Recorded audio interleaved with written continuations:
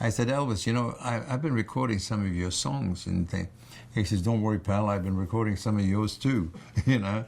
And so there's, again, we hit it off so quickly.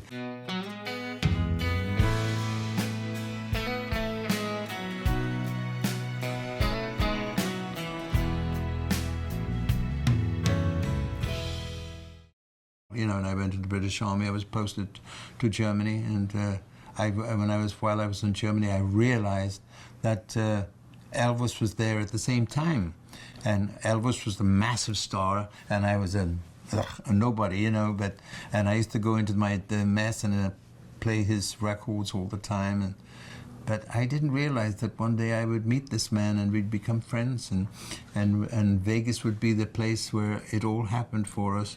For the meeting, you know, we got together. He came to see my show. It was unbelievable. I want to tell you this. Can I tell you the story? Sure. Yeah. I was playing at the Riviera, and I heard Elvis was going to come and see my show. Well, my stomach started to gurgle and all sorts of things, because I know how massive this man was and how much I idolized him. And anyway, he came to the show, and halfway through the show, you normally introduce the star who was present. So I said to the ladies and gentlemen, we have I didn't have to say we had, because they already knew he was there, right? That's what happens. So I said, we have somebody that I've admired for a long time, and he's sitting in our audience, and the great Elvis Presley, and he stood up. Elvis stood up, and it was a booth. He was sitting in a booth, you know. And he stood on the table, and he was wearing the cape. And he opened the cape like that. And the audience went absolutely berserk, right? It took me 10 minutes to calm the audience down. And I said, whoa, Elvis, this is my show.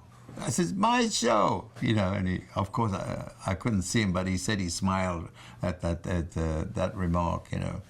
And then he closed his cape and he sat down, and the audience finally became quiet. Then after the show, thank God I did a great show, but after the show he came back and he said, that was a very good show. He liked it. He liked my show. I said, Elvis, you know, I've been recording some of your songs. And he says, don't worry, pal, I've been recording some of yours too, you know. And so there's, again, we hit it off so quickly. He was just a great person. And the mere fact that a man at that stature, when he came backstage, and normally, you know, when you don't know each other, you shake each other's hand, but he embraced me, and it just, you know, it was the icing on the cake for me. Just unbelievable. Did you ever run into him on other occasions or so? No, only when we were in Vegas. Only in Vegas? Yeah, only in Vegas. I never even went to his home in Memphis.